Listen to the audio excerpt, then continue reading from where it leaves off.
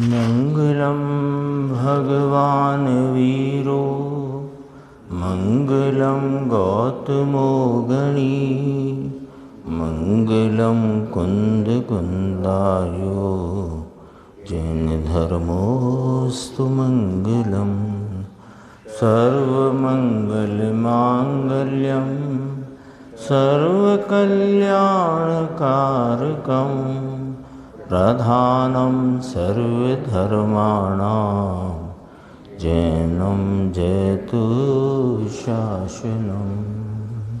नमः समय साराय स्वानुभूत्या चकासते चित्स्वभावाय भावाय सर्वभावांतरचिदे।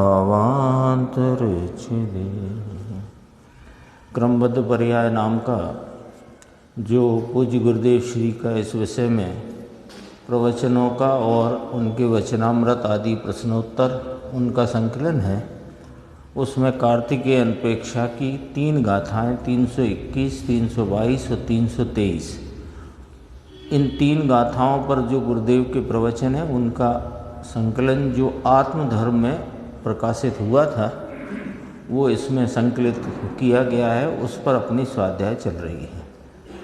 तो यहाँ पर अपना विषय आज स्वाध्याय का चलता है। इसमें पुरुषार्थ की बात पुनः से यहाँ पर करते हैं कि अहो इस एक सत्य को समझ लेने पर जगत के समस्त द्रव्यों के प्रति कितना उदासीन भाव हो जाता है। यानी सब द्रव्यों के परिणमन स्वतंत्र स्वाधीन क्रम नियमितता से होते हैं। एक इस सत्य को समझ लेने पर समस्त द्रव्यों के प्रति कितना उदासीन भाव हो जाता है। समझाते हैं कि चाहे कम खाने का भाव करे या अधिक खाने का भाव करे, किंतु जितने और जो परमाणु आना हैं इतने और वे ही परमाणु आएंगे। उनमें से एक भी परमाणु बदलने में कोई जीव समर्थ नहीं है। बस ऐसा जानकर शरीर का और पर का कर्तृत्व छूटकर ज्ञान स्वभाव की प्रतीति होनी चाहिए। आ गया पुरुषार्थ, इतने में पुरुषार्थ आ गया कि जो परमाणु आना है वो ही परमाणु आएंगे। एक भी परमाणु बदलने में, हटाने में, जुटाने में कोई जीव समर्थ नहीं है। बस इतना जानकर, ऐसा जानकर शरीर का और पर का कर्तृत्व छूटकर ज्ञान स्वभाव की प्रतीति होना चाहिए। ये मूल बिंदु है, क्रमबद्ध पर्याय के सिद्धांत का मूल बिंदु है। ये कहाँ गया पुरुषार्थ, कहाँ गया कि ये हुआ ना पुरुषार्थ, यही पुरुषार्थ है। इसे मानने में अनंत वीर्य अपनी ओर कार्य करता है। जो जीव पर का कर्तृत्व अंतरंग से मानता हो, पर में सुख बुद्धि हो और कहे कि जो होना है सो होगा, ये तो शुष्कता है। पर में सुख बुद्धि पड़ी हुई है, पर में कर्तृत्व का अहंकार वर्तता है और कहता यूँ जाता है जो होना है सो होगा। ये शुष्कता है, इसमें पुरुषार्थ नहीं है, इसमें वास्तव में तो नपुंसकता ही है। देखो ये बात ऐसी नहीं है, जब अनंत पर द्रव्यों से पृथक होकर जीव मात्र स्वभाव में संतोष मानता है, तब यह बात यथार्थ बैठती है। जो पर द्रव्य प्रति समय अपने उस समय के परिणाम से क्रम नियमितता से, क्रमबद्धता से वर्तते हैं, परिणमते हैं, ऐसा जानकर उनके परिणमन की तरफ से और उनकी तरफ से लक्ष्य छूटकर अपने स्वभाव में संतुष्ट होता है, तब ये बात यथार्थ बैठती है। यानी जो अपने स्वभाव की तरफ तो झुके नहीं और पर्यायों के क्रम की नियमितता को देखकर पर्यायों को देखे, उसको ये बात बैठती नहीं है। तो ये तब यह बात यथार्थ बैठती है। इसकी स्वीकृति में तो सभी पर पदार्थों से हटकर ज्ञान में ही लगता है, अर्थात मात्र वीतराग भाव का पुरुषार्थ प्रकट हुआ है ना। ये पुरुषार्थ की चर्चा करी। अब यहाँ पर अपन देखते हैं 20 विषय आए हैं एक इस 3 गाथाओं के प्रवचन में। अपन ने पहले दिन 20 नाम पढ़े थे। अब बात करते हैं ज्ञेय गायक का मेल कैसे है, वो चर्चा है। देखो कि जो कुछ वस्तु में होता है वह सब केवली जानते हैं, और जो कुछ केवली ने जाना है वह सब वस्तु में होता है। तो इसमें क्या बात आ गई कि केवली ने जाना है इसलिए होता है, ऐसा नहीं, और वहाँ होता है इसलिए वे जानते हैं, ऐसा नहीं। लेकिन वहाँ ज्ञेय गायक का ऐसा निमित्त नैमित्तिक भाव सहज प्रकट है, सहज बनाव है कि जो कुछ जगत के पदार्थों में वस्तु में होता है वह सब केवली के जानने में आता है, और जो कुछ केवली ने जाना है वह सब वस्तु में होता है। इस प्रकार ज्ञेय और ज्ञायक का परस्पर मेल है, मेल नाम संबंध है। यदि ज्ञेय ज्ञायक का मेल ना माने और कर्ता कर्म का किंचित मात्र भी मेल माने तो वह जीव मिथ्या दृष्टि है। क्या कहना है, देखो गजब की बात कहते हैं। ज्ञेय ज्ञायक पना है, केवली भगवान अभी आता ना, जो जो देखी वीतराग ने सो सो होसी वीरा रे। तो इसमें क्या मतलब निकला कि केवली भगवान के ज्ञान के अधीन वस्तुओं का परिणमन है, ये वाली बात नहीं खड़ी हुई। बात यह उत्पन्न हुई, बात यह सिद्ध हुई कि जो जगत के वस्तुओं का परिणमन जिस प्रकार का है वैसा केवली जानते हैं, ये उनके ज्ञान का परिणमन है। और उधर उनके ज्ञान में जो ज्ञेय जानने में पदार्थ वस्तु जगत आया है वो ज्ञेय रूप परिणमित है। तो उनमें, उनके ज्ञान में और जगत के सर्व पदार्थों के परिणमन में ज्ञेय ज्ञायकता का संबंध है, कर्ता कर्म का संबंध कदापि नहीं है। और कोई ऐसा मानता है तो वह जीव मिथ्या दृष्टि। कितने सिद्धांत एक साथ इसमें व्यक्त हो गए हैं। देखो, केवल ज्ञानी संपूर्ण ज्ञायक हैं, उनको किसी भी पदार्थ के प्रति कर्तृत्व या राग द्वेष भाव नहीं होता। ये किसकी बात करी? केवल ज्ञानी की। और जैसा केवल ज्ञानी जानते हैं ऐसा ही सम्यक दृष्टि मानते हैं। क्योंकि अपन ने कल पॉइंट आया था कि सर्वज्ञ के केवल ज्ञान की श्रद्धा, पदार्थों के क्रम नियमित परिणमन की श्रद्धा और ज्ञायक स्वभाव की श्रद्धा एक साथ उत्पन्न होती है। कोई कहे कि हमको केवली की श्रद्धा है और हम भव्य हैं कि अभव्य, तो इसका मतलब तुम्हें अभी अपनी श्रद्धा नहीं। ये तीनों श्रद्धा एक साथ प्रकटती है। सर्वज्ञ की श्रद्धा, अपने ज्ञान स्वभाव की श्रद्धा और जगत के सर्व पदार्थों के क्रम नियमित परिणमन की श्रद्धा। तो जैसा केवल ज्ञानी अपने को संपूर्ण ज्ञायक रूप जानते हैं, मानते हैं, किसी के प्रति कर्तृत्व नहीं, किसी के प्रति राग देश नहीं, तो सम्यक दृष्टि को भी ऐसी श्रद्धा होती है कि केवल ज्ञानी की तरह मैं भी ज्ञाता ही हूं। मैं किसी भी वस्तु का कुछ नहीं कर सकता तथा किसी वस्तु के कारण मुझ में कुछ परिवर्तन नहीं होता। ये कब प्रकट हो गया भाव कि अपने शुद्धात्म स्वरूप की तरफ जो वीर के परिणमन में उपयोग ने उसका आलम्बन लेकर अपने को शुद्धात्म तत्व रूप स्वीकार किया, वहाँ ये परिणमन हो गया कि मैं जगत के किसी पदार्थ का कुछ करता नहीं और किसी पदार्थ से मेरे में कोई परिवर्तन होता नहीं।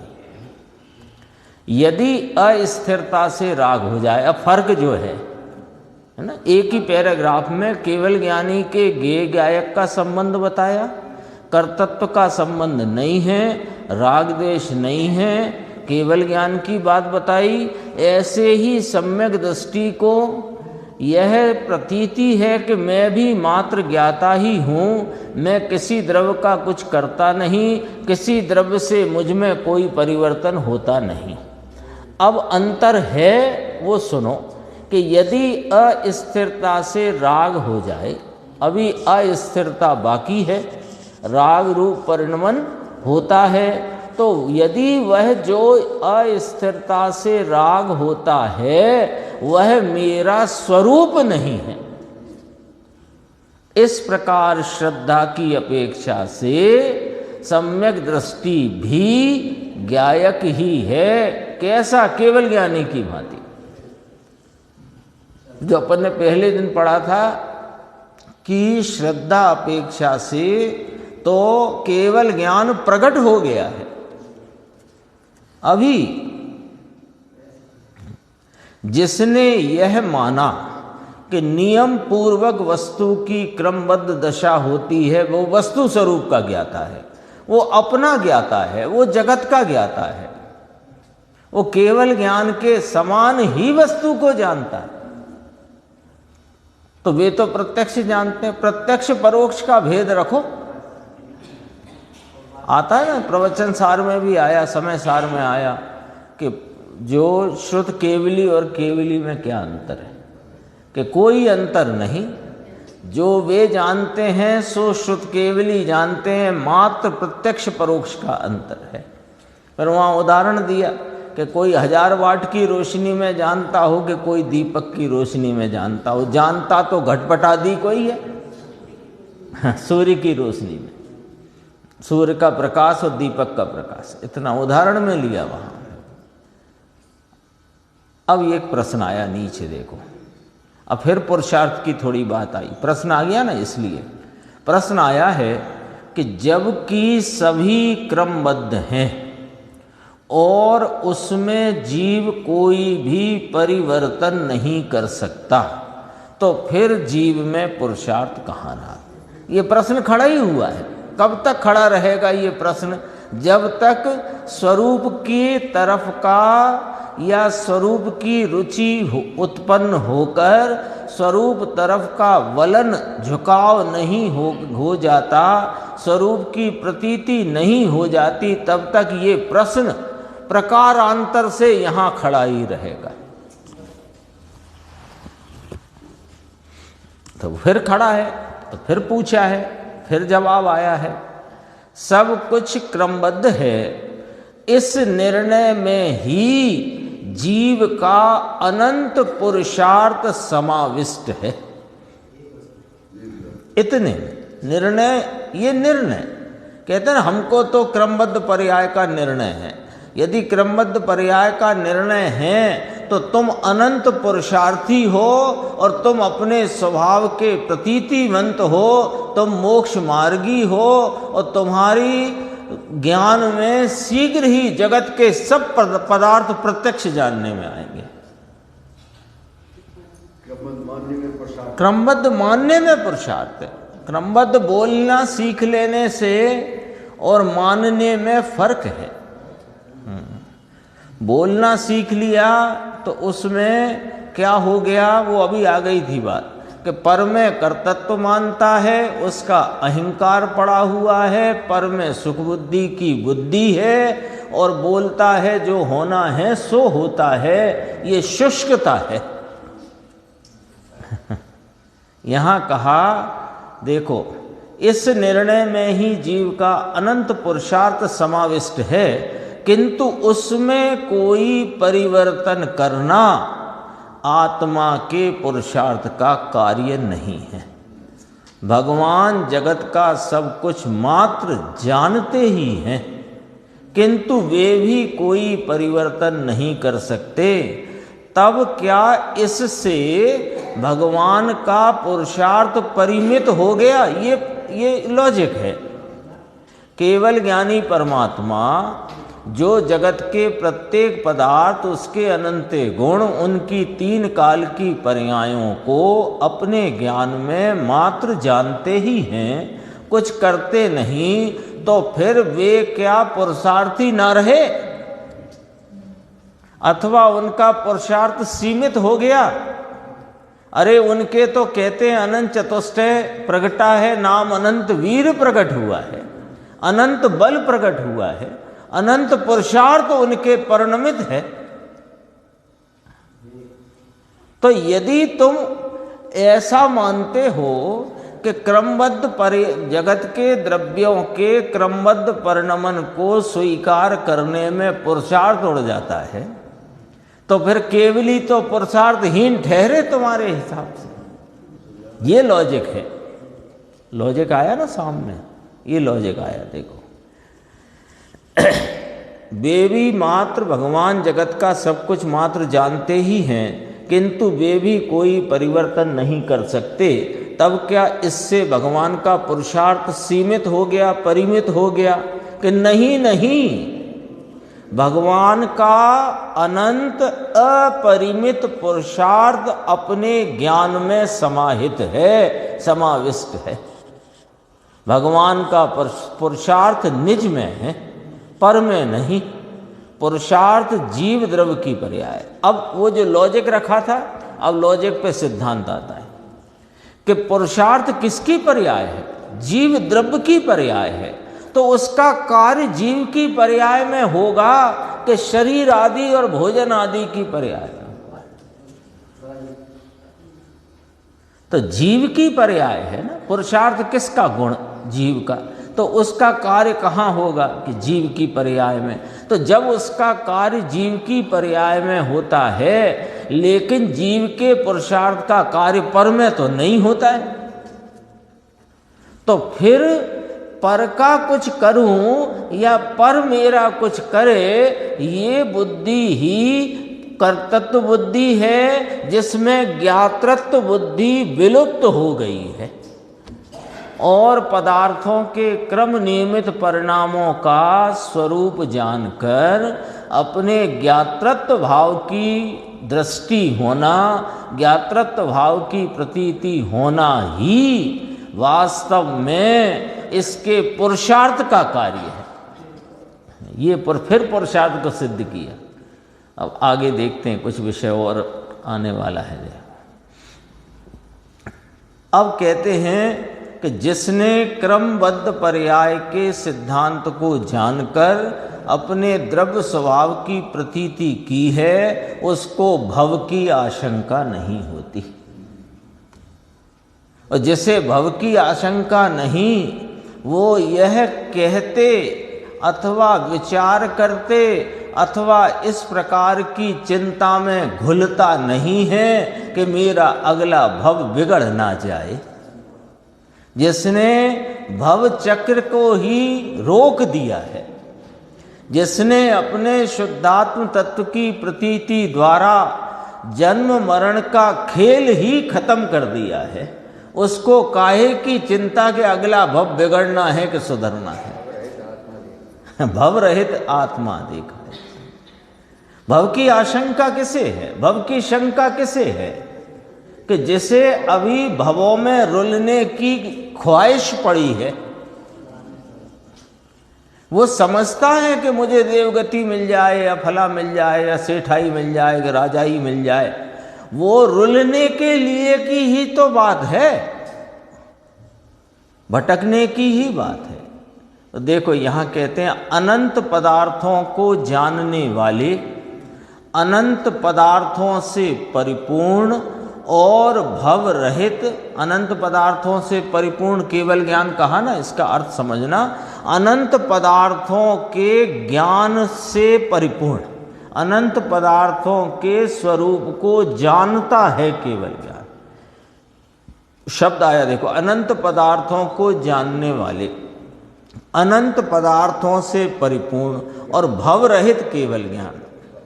तो वो ज्ञान अनंत पदार्थों से भरा हुआ नहीं, अनंत पदार्थ जिसके ज्ञान में जानने में आते हैं, ऐसा भव रहित केवल ज्ञान। क्यों केवल ज्ञान हुआ फिर भव नहीं होते हैं।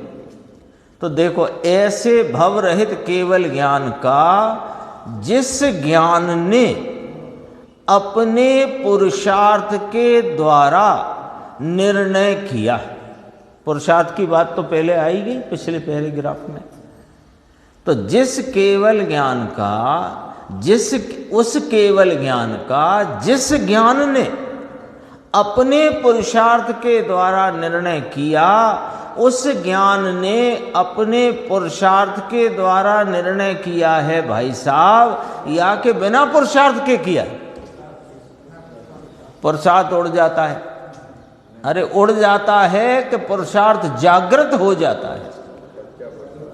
जो अनंत काल से जो पुरुषार्थ विपरीत दिशा में वर्तता था, वो उसकी विपरीतता रुक करके वो स्वरूप की रचना रूप सामर्थ्य भाव से प्रकट हो जाता है। जिसने भव रहित केवल ज्ञान को प्रतीति में लिया है, तो उसने राग में लिप्त होकर प्रतीति नहीं की है। बोलो, केवल ज्ञान को, केवल ज्ञान का स्वरूप जैसा आगम में कहा, जाना, समझा, माना, तो वो केवल ज्ञानी के प्रति राग रख करके केवल ज्ञान की प्रतीति नहीं होती। केवल ज्ञान का स्वरूप जानकर अपने ज्ञान स्वभाव को जानने से और अपने ज्ञान स्वभाव की प्रतीति से केवल ज्ञान की प्रतीति। कहा राग में लिप्त होकर प्रतीति नहीं की है, किंतु राग से पृथक करके अपने ज्ञान स्वभाव में स्थिर होकर के भव रहित केवल ज्ञान की प्रतीति की है। बोलो कैसे होती है केवल ज्ञान की प्रतीति? केवल ज्ञान की प्रतीति पदार्थों के क्रम नियमित परिणमन की प्रतीति, क्रमबद्ध पर्याय की प्रतीति कहो, कैसे होती है कि राग में लिप्त होकर नहीं होती, राग से पृथक होकर अपने ज्ञान स्वभाव में स्थिर होकर जो उपयोग वर्तता है, उसमें भव रहित केवल ज्ञान की प्रतीति होती है। जिस ज्ञान ने ज्ञान में स्थिर होकर भव रहित केवल ज्ञान की प्रतीति की है, वह ज्ञान स्वयं भव रहित है। कौन सा ज्ञान? भाव शुद्ध ज्ञान, सम्यक ज्ञान, वर्तमान उपयोग का परिणमित अल्प ज्ञान। वो अल्प ज्ञान ने अपने पूर्ण ज्ञान स्वभाव की श्रद्धा करके परिपूर्ण केवल ज्ञान की प्रतीति की है। अपने पूर्ण ज्ञान स्वभाव की प्रतीति पूर्वक है अल्प ज्ञान। हाँ, पर्याय में देखोगे तो ज्ञान वो पर्याय में प्रकटता की अपेक्षा अल्प ज्ञान है। उस अल्प ज्ञान ने अपने परिपूर्ण ज्ञान स्वभाव का लक्ष्य करके उसका आलम्बन लेकर उसका आस्वादन करते हुए अपनी प्रतीति पूर्वक केवल ज्ञान की प्रतीति की। गजब की बातें हैं, ये रहस्य हैं, ये समझना पड़ेंगे। बोलो, ये मति शुद्ध ज्ञान का खेल है। हाँ, वो ही बुलाता है। बहुत अद्भुत बातें हैं। देखो ये अपने पास ये संकलन आ गया है और एकदम ताज़ा ताज़ा संकलन है। ये बताते थे पंडित साहब, अभी अभी बस पूरा किया और यहाँ आए थे और वो PDF कंप्लीट होकर के अभी तो कई जगह प्रूफ में भी, प्रूफ रीडिंग भी इसकी रह गई है, हो रही है, वो हो जाएगी। तो कहना ये है कि ये संकलन अपने को कोई भाग्य से ऐसा बन कर के अपने भाग्य से मिल गया। इसमें खासियत क्या है? क्रमबद्ध पर्याय क्या पहले हम नहीं पढ़े थे? पहले हमने सुनी नहीं थी क्या? लेकिन पढ़ने सुनने के बाद भी इसमें जो अंदर रहस्य भरे हैं उन तक यदि हमारा निर्णय नहीं पहुंचा तो वह हमने कुछ भी जाना नहीं है। क्रमबद्ध पर्याय मात्र पर्यायों की बात नहीं है, वो तो वस्तु के स्वरूप की व्यवस्था का कथन है। उस वस्तु के स्वरूप को जानने वाला केवल ज्ञान उसका साक्षी है और वो केवल ज्ञान इस ज्ञान स्वभाव में से उदित होता है। इसलिए इस ज्ञान स्वभाव की प्रतीति में, उसकी श्रद्धा में सारे जगत की क्रमनियमितता और केवल ज्ञान का निर्णय होता है। जोरदारी की बात है, सामान्य बात नहीं है। सब कुछ वही होता है, आकुल नहीं होना, व्याकुल नहीं होना, तो वो आकुल व्याकुल हो ही क्यों? वर्तमान प्रतिकूलता से बचने के लिए की बात नहीं है मात्र। वर्तमान प्रतिकूलताओं में तो वह इसलिए नहीं जुड़ता क्योंकि उसको अपने ज्ञान स्वभाव की प्रतीति। अद्भुत अद्भुत बातें हैं। देखो फिर क्या कहते हैं कि वह ज्ञान स्वयं भव रहित है, इसलिए उस ज्ञान में भव की शंका नहीं है। वो ज्ञान में भव रहित भगवान उस ज्ञान में वर्त रहा है। भव रहित भगवान अपने अनंत गुणों की प्रकटता से उस ज्ञान में वेदन रूप है, आस्वादन रूप है। उसे भव की शंका क्यों?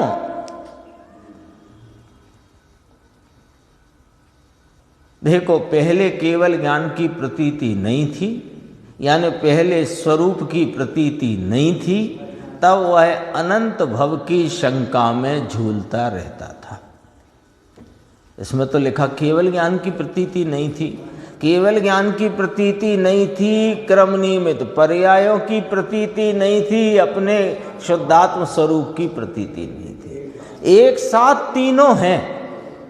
केवल ज्ञान की प्रतीति भी उसको ही है जिसको जगत की क्रम नियमितता का और अपने शुद्धात्म स्वरूप का भान है, श्रद्धान है, उसको ही है।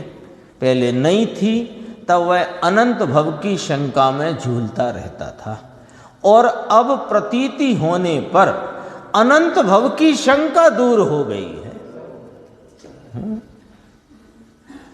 आया था ना, पंडित जी ने लिया था, ध्यान होगा कि केवली परमात्मा ने मेरे अनंत भव देखे ही नहीं है, क्योंकि मेरे अनंत भव हों तो देखे ना।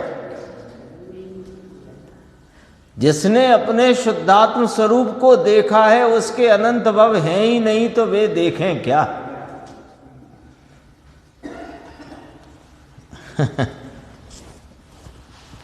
गजब की बातें हैं। एकाद भव में मोक्ष के लिए, एकाद भव गिना, एकाद ही है, दो चार गिनो बहुत। मोक्ष के लिए ज्ञान तो निशंक हो गया है, निशंक हो गया है।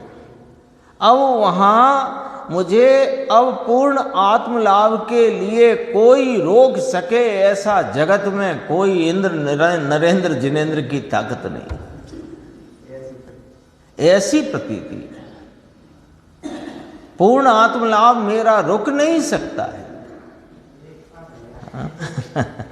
उस ज्ञान में अनंत पुरुषार्थ निहित है। इस प्रकार सर्वज्ञ भगवान ने अपने केवल ज्ञान में जैसा देखा हो वैसा ही होता है, ऐसी यथार्थ श्रद्धा में अपनी भव रहितता का निर्णय समाविष्ट हो जाता है, समा जाता है उसमें, अर्थात उसमें मोक्ष का पुरुषार्थ आ जाता है। यथार्थ निर्णय के बल से मोक्ष प्राप्त हो जाता है। दृष्टि से तो हो ही गया और पर्याय में भी हो ही जाता है।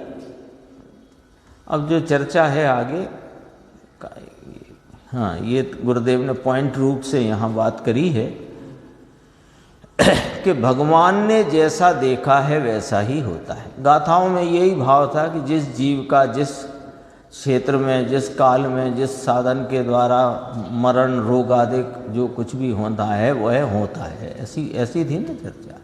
तो भगवान ने जैसा देखा है वैसा ही होता है, यह निश्चय करने वाले का वीर्य पर से हटकर निज में स्तंभित हो गया।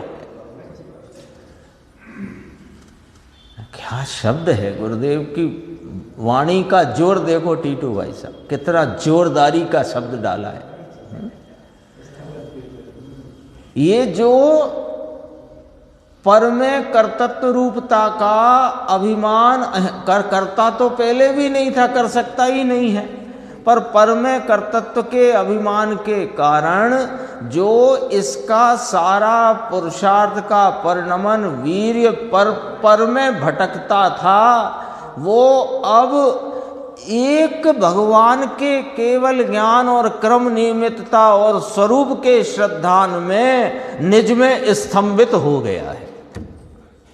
ज्ञान ने निज में स्थिर होकर सर्वज्ञ की ज्ञान शक्ति का और समस्त द्रव्यों का निर्णय किया। एक पंक्ति में देखो 3 बात आई कि नहीं आई। ज्ञान ने वर्तमान वर्तते हुए वर्तमान ज्ञान की पर्याय ने निज में स्थिर होकर सर्वज्ञ की ज्ञान शक्ति का और समस्त द्रव्यों का निर्णय किया है। एक उपयोग की वर्तमान अवस्था जो राग से और निमित्तों से छूटकर और पर्यायों की हलचल से भी छूटकर एक ध्रुव स्वभाव का आलम्बन लेती है, उस पर्याय में स्वरूप का निर्णय, उस पर्याय में भगवान के केवल ज्ञान का निर्णय और उस पर्याय में जगत के सर्व पदार्थों का निर्णय हो जाता है। सच कहो तो द्वादशांग के सार रूप बात है, मुद्दे की बात है, मुद्दे की बात है। देखो अब फिर क्या कहते हैं कि वह निर्णय रूप पर्याय ना तो किसी पर में से आई है और ना विकल्प में से आई है, नहीं किसी ज्ञानी की देशना में से निकल कर आई है वो पर्याय, नहीं देव सास गुरु रूपी निमित्तों में से आई है वो पर्याय, और ना उनके प्रति के विकल्प में से आई है वो पर्याय। हाँ, किसी विकल्प में से नहीं आई, किसी पर में से नहीं आई, किंतु वह निर्णय की शक्ति, निर्णय का भाव अपने द्रव्य में से प्रकट हुआ है, अपने पुरुषार्थ का कार्य है। अद्भुत बात है। अर्थात निर्णय करने वाले ने, यह है क्रमबद्ध पर्याय की चर्चा। वो तो कि जो जिस जीव का जो जन्म मरण रोग प्रतिकूलता अनुकूलता जो सर्वज्ञ भगवान ने जिस क्षेत्र में जिस साधन से जो जो देखी है वही होती है, ये तो एक वस्तु स्वरूप की बात बता करके क्रमबद्ध पर्याय का सर्वज्ञ की साक्षी से कथन किया, लेकिन उसमें खरे खर तो असली बात अपने स्वरूप के आलम्बन की है, और जिसने अपने स्वरूप का आलम्बन किया है, लिया है, उसको ही वास्तव में निर्णय हुआ है भगवान का भी अपने भगवान का भी, केवली भगवान का भी और जगत का भी। देखो, ऐसा निर्णय करने वाला जीव ही सर्वज्ञ का सच्चा भक्त है। यानी ऐसा निर्णय नहीं जिसको, वो सर्वज्ञ का सच्चा भक्त नहीं। एक आता है उसमें महावीर अष्टक में लिया है ना, वो मेंढक जा रहा था समूह शरण की तरफ, कमल की पाखड़ी मुंह में, उस घटना को भागचंद जी साहब ने कहा अति, वो उसको हिंदी किया ना, उसका हिंदी बताता हूँ। अति भाव भक्ति प्रमोद युत मेंढक निकट तुम आ रहा, गुण गण समृद्ध जो स्वर्ग निधि को मात्र क्षण में पा गया। फिर क्या है अचरज भक्त सच्चे मुक्ति को ना प्राप्त हो। वीर प्रभु महावीर मेरे नयन पथगामी बनूं। फिर अचरज की क्या बात है जो सच्चे भक्त मुक्ति को प्राप्त ना हो। सच्चा भक्त कौन? देखो, वो मेंढक को सच्चा भक्त ना कहा, वो तो भक्ति से जा रहा था और देवगति को तुरंत प्राप्त हो गया। सम्यक दर्शन भी हुआ होगा, पर जा रहा था ना। हाँ, तो फिर अचरज की क्या बात है कि सच्चे भक्त नाम सर्वज्ञ के सच्चे भक्त मुक्ति की प्राप्ति उन्हें नाम। क्या गजब की बात है। देखो, इसीलिए कहा ऐसा निर्णय करने वाला जीव ही सर्वज्ञ का सच्चा भक्त है। उसका झुकाव अपने सर्वज्ञ स्वभाव की ओर हुआ है। अतः वह कहीं भी नहीं रुककर, अब रुकने का कोई काम ही नहीं बचा, वह कहीं भी ना रुककर अल्पकाल में ही संपूर्ण सर्वज्ञ हो जाएगा। इससे विरुद्ध अब ऐसा जो ना मानता हो, अर्थात कोई द्रव्य अन्य द्रव्य का कुछ कर सकता है, ऐसा जो मानता है, निमित्त मिलेगा तो कार्य होगा, ऐसा जो मानता है, सच्चे निमित्तों की खोज करोगे तो तुम्हारा कार्य होगा, ऐसा जो मानता है, वह वास्तव में अपने आत्मा को, सर्वज्ञ के ज्ञान को, न्याय को तथा द्रव्य पर्याय को नहीं मानता है। कुछ नहीं मानता, विपरीतता में ही पड़ा हुआ है। अब 4 पॉइंट इसमें गुरुदेव श्री फरमाते हैं। देखो, अपना आत्मा पर से भिन्न है, तथापि वह पर का कुछ करता है, इस प्रकार मानना सो आत्मा को पर रूप मानना है अथवा आत्मा को नहीं मानना ही है। बोलो, तोलो अब अपने अपने विचार को, अपने अपने विश्वास को तोल के देखो।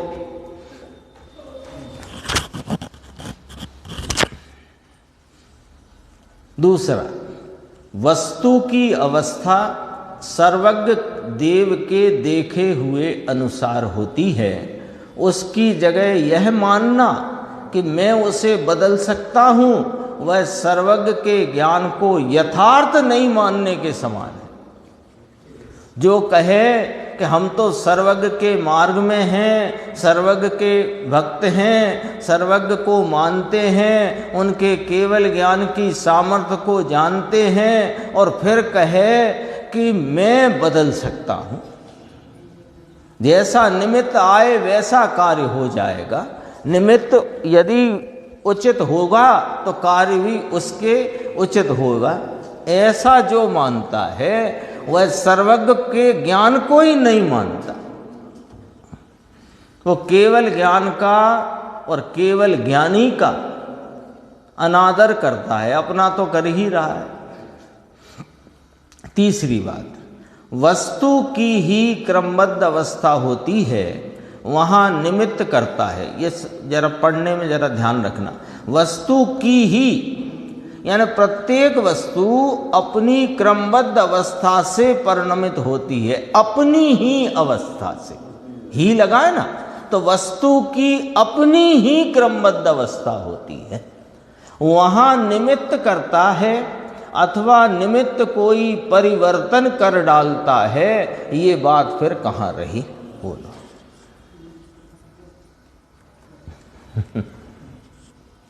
निमित्त पर का कुछ भी नहीं करता, तथापि जो यह मानता है कि मेरे निमित्त से पर में कोई परिवर्तन होता है, वो सच्चे न्याय को नहीं मानता। कितनी बात आई थी ऊपर, देखो। वह वास्तव में अपने आत्मा को नहीं मानता, इसका पॉइंट आ गया खुलासा। दूसरा आया सर्वज्ञ के ज्ञान को नहीं मानता। तीसरा कहा न्याय को नहीं मानता।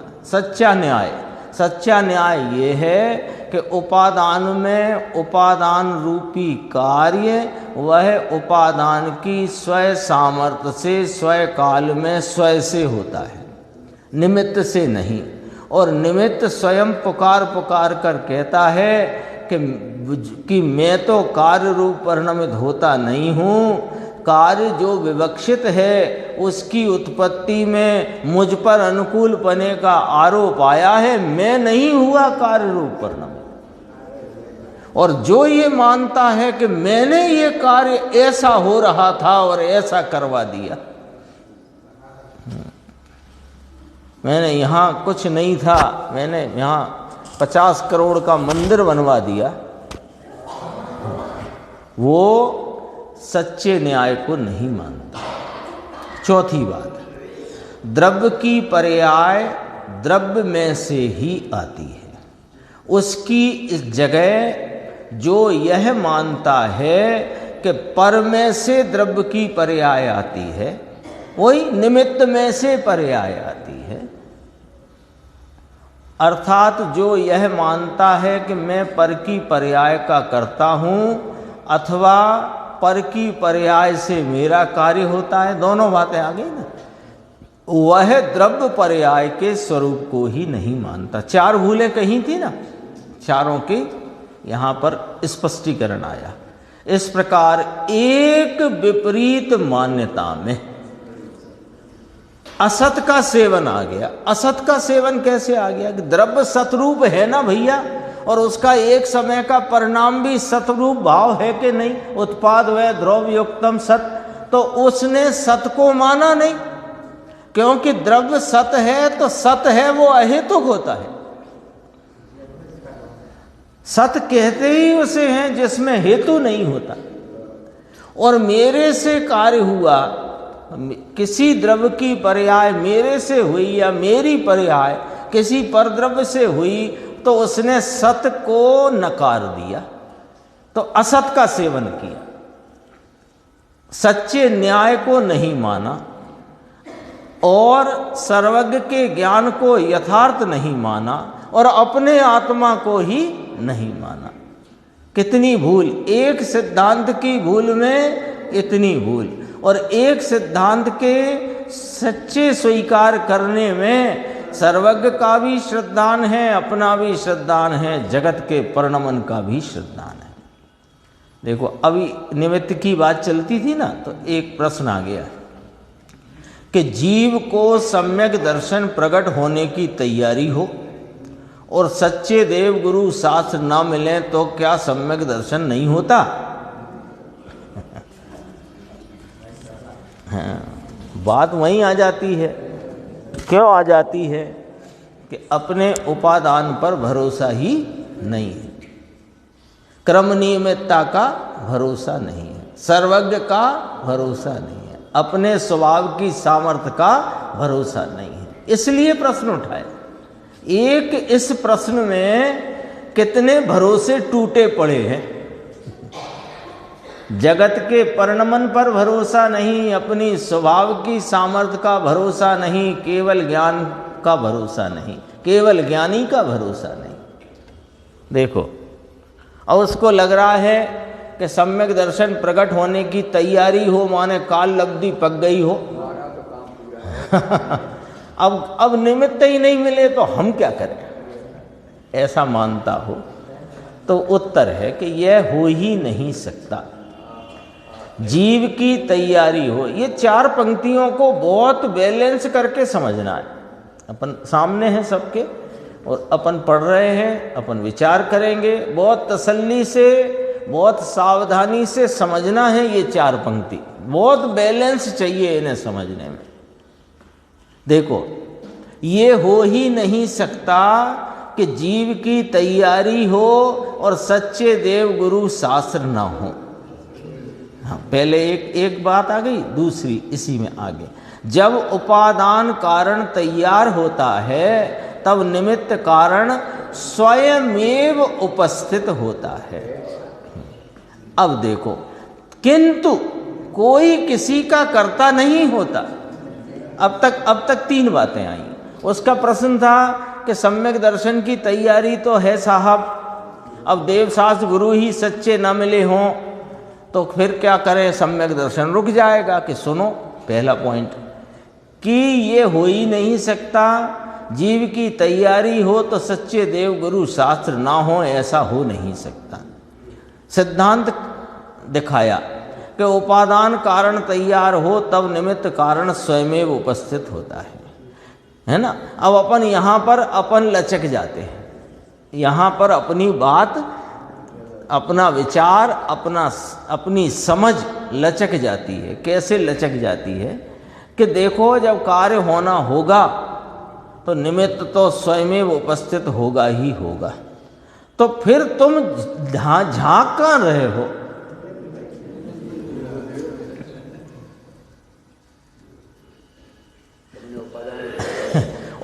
अभी भी उपादान को भूला पड़ा है और शास्त्र से सुनकर समझकर इस बात पर आ गई गाड़ी इसकी, और यहाँ पर इस सिद्धांत पर कि उपादान कारण जब तैयार होता है तब निमित्त कारण स्वयं उपस्थित होता है, तो फिर कहने लगा कि निमित्त तो उपस्थित स्वयं ही होएगा, तो तुम झांक कहाँ रहे हो? बस हम तो इतना पूछ रहे हैं। वो तो होगा ही, वो तो होगा ही, लेकिन तुम कहाँ झांक रहे हो?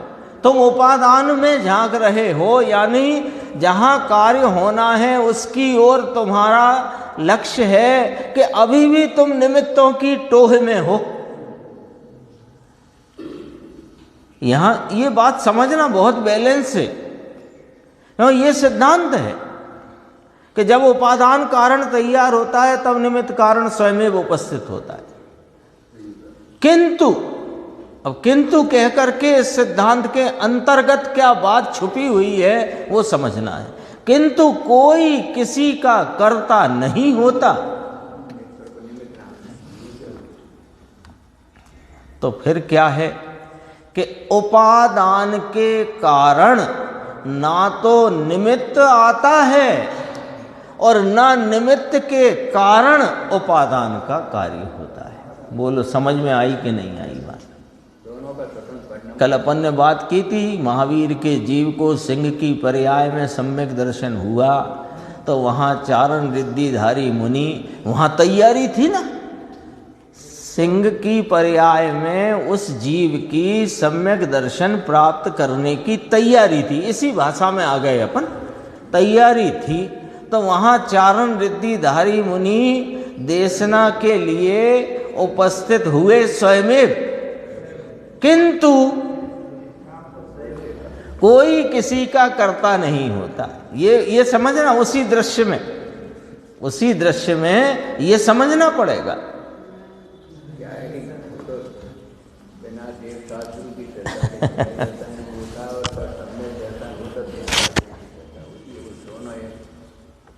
दरअसल में देवगुरु शास्त्र की श्रद्धा जो हुई उससे हमको अपने चैतन्य स्वभाव का सामर्थ्य क्या है यह जानने में आया, और उस जाने हुए सामर्थ्य का आलम्बन लेता है, उससे सम्यक दर्शन होता है, तब उनको निमित्त कहा जाता है। निमित्त कल अपन ने बात की थी, आज वो फिर बात करने का अवसर है कि निमित्त वास्तव में किसी कार्य की उत्पत्ति का फैक्टर नहीं है, घटक नहीं है। उत्पन्न हुए कार्य की विवक्षा में, निरूपणा में, विचार में वह निमित्त है, ऐसा कथन किया जाता है। बस। तो कथन का फैक्टर तो है, उत्पत्ति, कार्य की उत्पत्ति का नहीं। ये चर्चा 308 से 311 गाथा अपनी 5 दिन चली है ना, गुरुदेव के 5 प्रवचन चले। उसमें ये बात आई थी कि कार्य अन्य कर्ता का कार्य अन्य द्रव्य से निरपेक्ष सिद्ध हुआ है। कार्य कर्ता ने किया, द्रव्य ने किया, अन्य द्रव्य ने नहीं किया। तो कर्ता का कार्य अन्य द्रव्य से निरपेक्ष सिद्ध हुआ है। तो अन्य द्रव्य में ही आया ना निमित्त, तो निरपेक्ष सिद्ध हुआ। देखो, उपादान के कारण अपने को लगता है जब उपादान होगा तो निमित्त आएगा ही आएगा।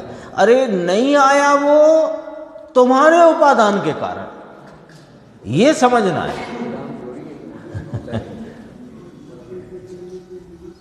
और नहीं, और उसके आने से उपादान में कार्य हुआ, ये भी नहीं है।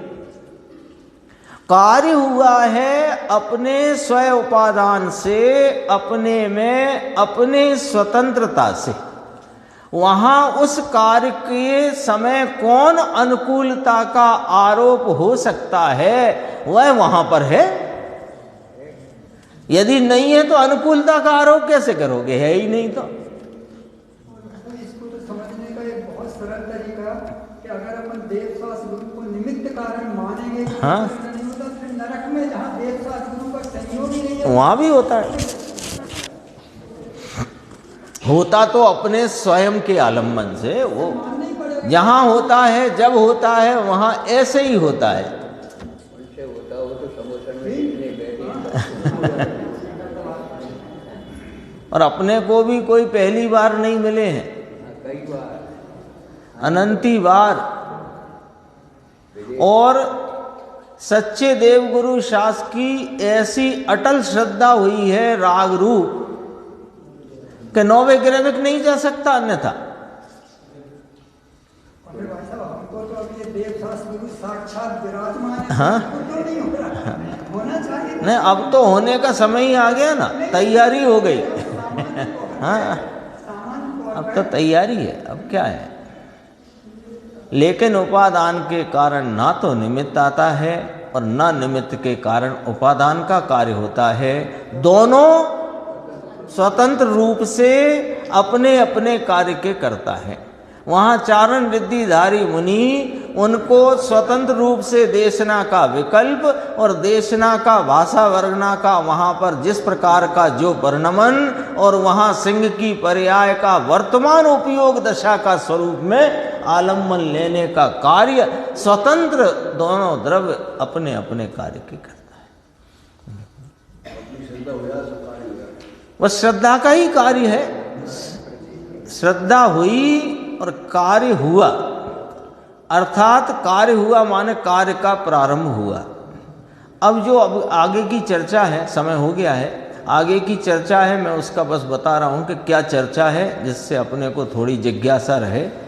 ये चर्चा के पॉइंट बता देता हूँ मैं। देखो 18 नंबर पेज पे प्रश्न है, उसके पहले थोड़ी चर्चा है, तब प्रश्न उठाए कि बंद, उदय, उदीरना, उपशम, अपकर्षण, उत्कर्षण, संक्रमण, सत्ता, निद्दत और निकांचित, ऐसे 10 प्रकार के करण, करण नाम कर्म की अवस्था के प्रकार आगम में क्यों कहे हैं, है ना। कर्मों के अपकर्षण से जीव को ये हो गया, कर्मों के उत्कर्षण से जीव के ये हुआ, कर्मों के संक्रमण से ये हुआ, कर्मों की उदीरना हुई तो ये हुआ। ये सब क्या है?